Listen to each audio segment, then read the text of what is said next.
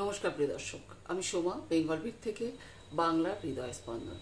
প্রিয় দর্শক, আরজি কর ইস্যুকে কেন্দ্র করে মাননীয় মুখ্যমন্ত্রী মমতা ব্যানার্জিকে প্রশ্ন করা হয়েছিল যে গতকাল রাতে আরজি করে দুষ্কৃতীরা যেভাবে হামলা করেছিল এ বিষয়ে আপনি কি বলবেন। তো মমতা ব্যানার্জি যা বললেন শুনলে আপনাদের, আমার তো মনে হয় আপনারা একবার হেসে ফেলবেন। কেন বললাম এই কথা? তিনি প্রথমেই এই প্রশ্নের উত্তর দিয়েছেন যে এই ঘটনা সম্পূর্ণভাবে ঘটিয়েছেন বাম এবং রাম, অর্থাৎ তিনি বামফ্রন্ট এবং বিজেপির ঘাড়ে পুরো দোষ চাপালেন। এখানে তৃণমূলের কোনো দায় নেই, কোনো দোষ নেই, তারা একদম ধোয়া তুলসী পাতা। অথচ গোটা রাজ্যের মানুষ কিন্তু জানে যে এই দুষ্কৃতীরা আসলে কাদের মদদে আরজি করে এই রকম একটা হামলা চালালো। এই হামলার মূল কারণই হচ্ছে প্রমাণ লোপাট। প্রমাণ লোপাট করার দায় কার? এই প্রশ্নের উত্তর নিশ্চয়ই আপনাদের জানা রয়েছে, আমাকে আর বলে দিতে হবে না যে কারা হামলা করেছে, কেন হামলা করেছে, সম্পূর্ণভাবে জলের মতো পরিষ্কার। প্রিয় দর্শক, মুখ্যমন্ত্রী আরো বললেন যে তিনি নাকি দোষীদের শাস্তি চান, দরকার হলে তার ফাঁসি দেওয়া হোক এবং সঠিক বিচার হোক, সঠিক বিচার করে তার যেন ফাঁসি হয়। প্রিয় দর্শক, মুখ্যমন্ত্রী একজন স্বাস্থ্যমন্ত্রী, তিনি পুলিশ মন্ত্রী। স্বাস্থ্যমন্ত্রী হিসেবে তিনি কি জানেন না তার দপ্তরে, তার ডিপার্টমেন্টে কোথায় কি গন্ডগোল হচ্ছে? এই যে আরজি করে এতদিন ধরে যে কুকর্মগুলো হচ্ছে, যে দুর্নীতিগুলো হয়ে আসছে, তিনি জানতেন না। অথচ তিনি আজকে সম্পূর্ণভাবে দায় চাপালেন বামফ্রন্ট এবং বিজেপির ঘাড়ে।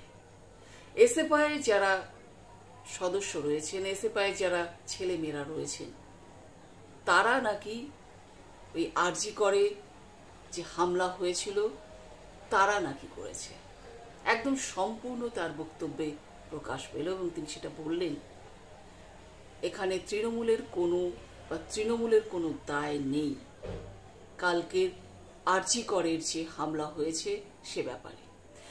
অবশ্যই আপনাদের শোনাবো মুখ্যমন্ত্রী মমতা ব্যানার্জি আর কি বললেন। পুরো ভিডিওটি দেখুন আর অবশ্যই চ্যানেলটি সাবস্ক্রাইব করে রাখুন। ভিডিও কিন্তু অবশ্যই লাইক শেয়ার করবেন। তো চলুন দেখে নেওয়া যাক মাননীয় মুখ্যমন্ত্রী কি বললেন। চলুন। কোয়েশ্চেনটাও দেখাবেন, তার কারণ আমি কিন্তু নিজে থেকে কিছু রেজ করিনি, আপনারা আমাকে জিজ্ঞেস করছেন, আমি তার উত্তর দিচ্ছি। আমি যতটুকু ইনফরমেশন পেয়েছি, আমি ছাত্রছাত্রীদের কোনো দোষ দিচ্ছি না। বহিরাগত কিছু রাজনৈতিক লোক যারা বাংলায় অশান্তি করতে চান, বাম এবং রাম, তারা একত্রিত হয়ে এই গন্ডগোলটা করেছে। আমার সবচেয়ে খারাপ লাগছে কি জানেন, ঘটনাটা তো দুঃখজনক। আমরা বারবার বলেছি ফাঁসি চাই, আমি তো কালকেও মিছিল করবো ফাঁসির দাবিতে। তদন্ত তাড়াতাড়ি হোক, আমরা তো রবিবারের মধ্যে শেষ করবো ঠিক করেছিলাম। তা কোর্ট যখন সিবিআইকে দায়িত্ব দিয়েছে, তারা যে সহযোগিতা চাইবে আমরা করব এবং আমরা সমস্ত ডকুমেন্ট দিয়েছি। যেগুলো কিছু লিক করা হচ্ছে, সেটা আমাদের পুলিশ যখন এনকোয়ারি করছিল কিছু লিক হয়নি, কারণ সুপ্রিম কোর্টের একটা ইনস্ট্রাকশন আছে, মৃতদেহের ছবি বা তার নাম বা মিডিয়া ট্রায়াল যতক্ষণ পর্যন্ত এনকোয়ারি শেষ না হচ্ছে ততক্ষণ করা যায় না। এবং আজও আমি আপনাদের বলি, অনেক পরিষেবা না পেয়ে ফিরে যাচ্ছে গ্রামের গরিব লোকগুলো। তাদের ক্ষমতা নেই, তারা বিনা পয়সায় হাসপাতালে চিকিৎসা পায়, স্বাস্থ্যসাথী কার্ড আছে। আজকে আমি শুনলাম মারা তো গেছে কয়েকজন, বাচ্চা থেকে প্রেগনেন্ট মাদার থেকে শুরু করে বিনা চিকিৎসা দেওয়া হয়নি।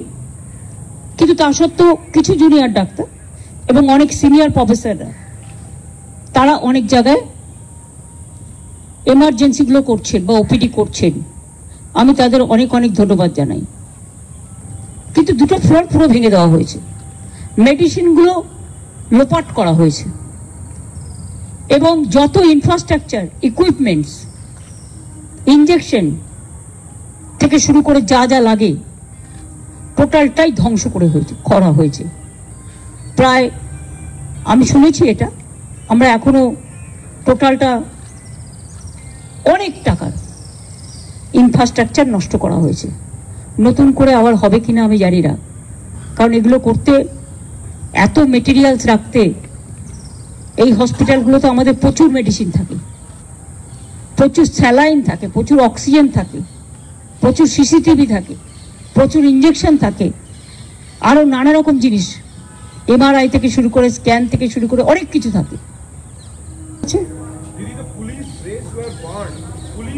পুলিশের ড্রেস পুড়িয়ে দেওয়া হয়েছে, পুলিশের মাথা ফাটিয়ে দেওয়া হয়েছে, পুলিশকে জঘন্যভাবে আক্রমণ করা হয়েছে। আমরা কি একবারও ভাবি দুর্গাপুজোর সময় নিরাপত্তা দেয় কারা? কারা দেয়? কলকাতা পুলিশ দেয়, স্টেট পুলিশ দেয়। খেলা থেকে শুরু করে, রাস্তার জ্যাম থেকে শুরু করে, সাংস্কৃতিক অনুষ্ঠান থেকে শুরু করে, চলচ্চিত্রের শুটিং থেকে শুরু করে, সব ব্যাপারেই তো এই রাজ্য পুলিশই কাজ করে, কলকাতা পুলিশই কাজ করে। তাদের মারধরের ব্যাপারটা কি? তারা তো কিছু করেনি। তারা তো যতটা চেষ্টা করে ডিএনএ করেছে, তারা ভিডিও করেছে, তারা ফরেন্সিক টেস্ট করিয়েছে, জুডিশিয়াল ম্যাজিস্ট্রেটকে নিয়ে এসছে, যা যা করেছে, 34 জনকে ডেকে কথা বলেছে, আরও কয়েকজনকে ডেকে কথা বলার জন্য ওদের হাতে 5-6 দিন ছিল। তাছাড়াও বারবার করে সব কিছু ওর মা বাবাকে দেখিয়ে আসা হয়েছে। টোটাল রিপোর্টটা, টোটাল ভিডিও, পোস্টমর্টমের রিপোর্ট থেকে শুরু করে ঘটনা সবটাই ওর বাবা আমাকে দেখিয়ে আসা হয়েছে, এবং বলেছে বলুন এরপরে আপনাদের কোনো কোয়েশ্চেন আছে কিনা। এটুকু থাক। আমাদের বাংলায় স্ট্রাইক হয় না, কারণ আমাদের স্ট্রাইক বন্ধ করা আছে।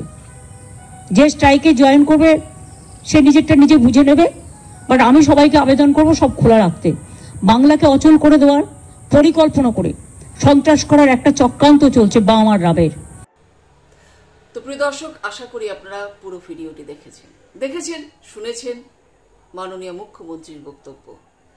এ বিষয়ে নিশ্চয়ই আপনাদের কিছু বলার আছে, অবশ্যই কিন্তু কমেন্ট করে জানাবেন। তো প্রিয় দর্শক, আজকের মতো এখানে শেষ করছি। আপনারা ভালো থাকবেন, সুস্থ থাকবেন।